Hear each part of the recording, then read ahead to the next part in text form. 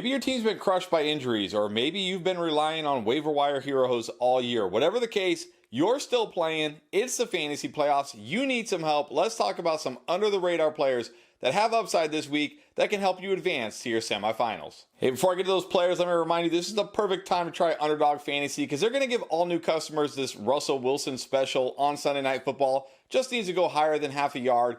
You take that free pick, pair with any other pick or picks you like, and you could potentially 20x your money. Not only that, you can 20x Underdog's money because when you join now using promo code ENDGAME, they're going to match your first deposit dollar for dollar up to $100. Take the free money, put it on the Russell Wilson pick, pair it with any other pick or picks you like, and potentially 20x it. Let's start at the running back position. A lot of us need help here at running back, and I'm going to recommend you go out and look for Ty Chandler. Maybe he's sitting on your bench, maybe he's still sitting on your waiver wire. But he should get plenty of volume this week as lead back Alexander Mattison suffered what is believed to be a high ankle sprain in week 14. Almost certainly not going to play this week, may not play beyond. And Ty Chandler is the kind of streaming RB2 you want in your lineup this week. We know this guy has upside. He has juice. He ran a 4.38 40-yard dash, so he has that home run speed, and he's also a capable pass catcher. And he draws a great matchup this week against the Cincinnati Bengals, who are allowing the 7th highest yards per carry to running backs. He's going to get the volume this week. He's got home run potential. He's going to catch passes. He's in a good matchup. He at least offers a very high floor in most leagues, and because of his home run potential, also gives you some upside. Before the Commanders went on their bye, we saw Brian Robinson leave the game early with a hamstring injury, did not return, and Antonio Gibson picked up the slack. He had 10 carries, 5 targets, and 4 catches in that game. And even before that game, he had seen at least 5 targets in 4 of his last 5 games. And this is a matchup that you got to think favors Antonio Gibson.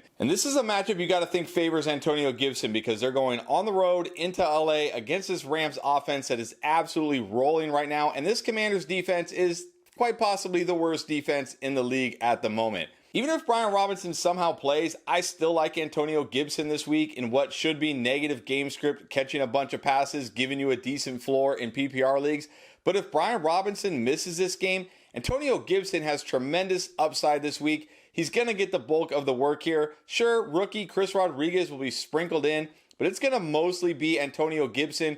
We could see him getting close to 15 carries, catching 5+ passes in this game, and he does have touchdown upside. He's also still available in almost half of fantasy leagues right now, so if you're looking for an upside RB2 play, go out, see if Antonio Gibson is still out there, stash him. I think he's a good start with or without Brian Robinson. Speaking of Commanders, at wide receiver, I think Terry McLaurin is a sneaky good start this week. Sure, the last time we saw him, 3 targets, 0 catches. I mean, you really want a 0 in your lineup? No, nobody wants a 0 in their lineup ever, especially in the fantasy playoffs.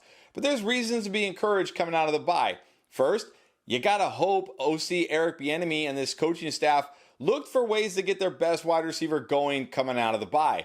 Second, I talked about it, playing the Rams. This should be another game where they're playing from behind, having to throw the ball 40+ times. But finally, the reason why I like him so much this week is out of all the Commanders' wide receivers, he matches up the best against this Rams coverage. This is actually a plus matchup for Terry McLaurin. The only question mark here is, will he get targeted?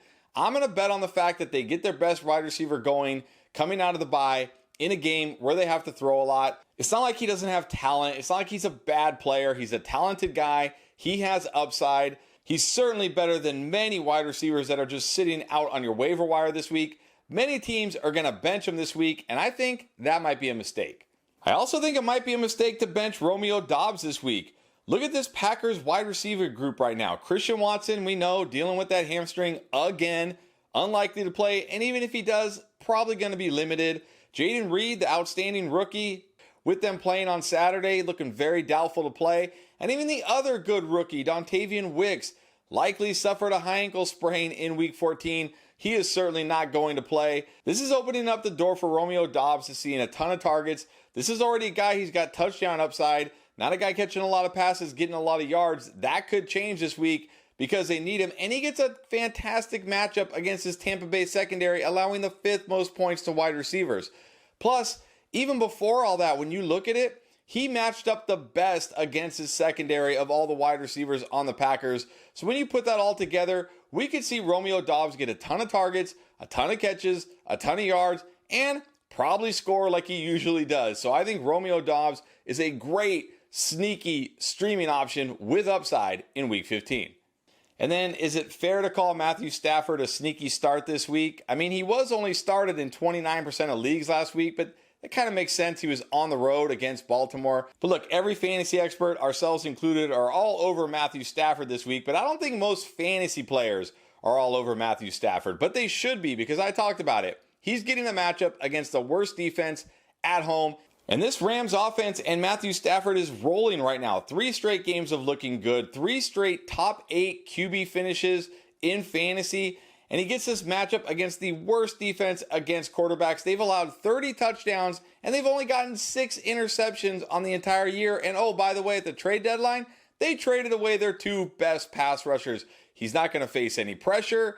This defense can't contain him. The offense is rolling. Cooper Kupp is healthy. Puka Nacua is good. Kyron Williams is back and healthy. I don't see any way that Matthew Stafford can possibly fail this week unless it's somehow a trap. But you know what? It's a trap I'm willing to walk into because this matchup is so good. He has so much upside. He's been good. The offense has been good. It almost looks like, if something is too good to be true, it probably is. But I don't care. I'm falling for it if it happens. Matthew Stafford absolutely set up to smash this week. I would absolutely, and I actually am playing him over Tua this week in a much tougher matchup. Now, last week I mentioned Jake Browning as a potential streamer. I wasn't sure he could do what he did the week before, and he didn't, but he was still great. 275 yards, 2 touchdowns, another rushing touchdown.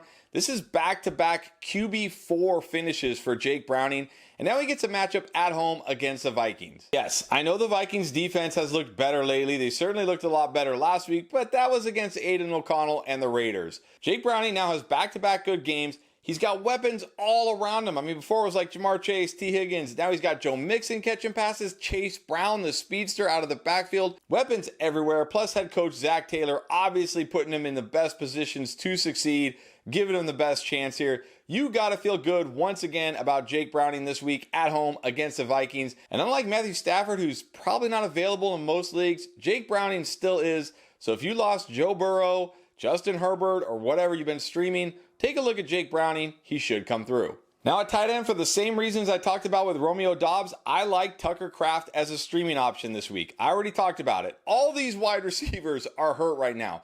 There's a chance that Romeo Doubs and Tucker Kraft are the 2 best pass catchers left over when all is said and done. And as I said before, it certainly helps that they're facing the Tampa Bay Buccaneers at home. Kraft is a guy who's played over 90% of the snaps in 3 straight games, and over the last 2 games, he has 10 targets and 7 catches. He also has 4 red zone targets this year, which isn't a lot until you remember he didn't really start playing full time until 3 games ago. He's a threat to score. He has a decent floor in PPR leagues in this matchup, and he's got touchdown upside because, again, they're at home against the Bucs. Somebody has to catch passes in this offense. It can't all be Romeo Doubs. Tucker Kraft, a very strong streaming option in Week 15. As is Chig Okonkwo of the Tennessee Titans. I've been wanting to put Chig Okonkwo on here a few times this year, but I just couldn't do it because I didn't trust his target share or this offense. Well, we can throw that out now because I now trust Chig Okonkwo. He's got 6 targets in back-to-back games, and he's gone over 45 yards in 3 straight games. And you think, well, those aren't huge numbers, but we're talking about a streaming tight end here. Getting 4 or 5 catches and 50 yards from your tight end these days sounds pretty good. He also gets a great matchup this week against the Houston Texans defense, allowing the 7th most points to the position. The downside here is he has scored exactly as many touchdowns as you and I have this year, which is no touchdowns. And look, I'm not all the way bought back in on Will Levis just because he led that comeback. He still didn't have a huge game. I'm not sure Will Levis is going to be that guy this year, but I think he's shown enough here. He's capable. And at some point, Chig Okonkwo has to score this year, right? All right, those players could help you get to your semifinals, but what about everything else you need? Start, sit, who could boom? We got you covered. Check out our Week 15 playlist right here.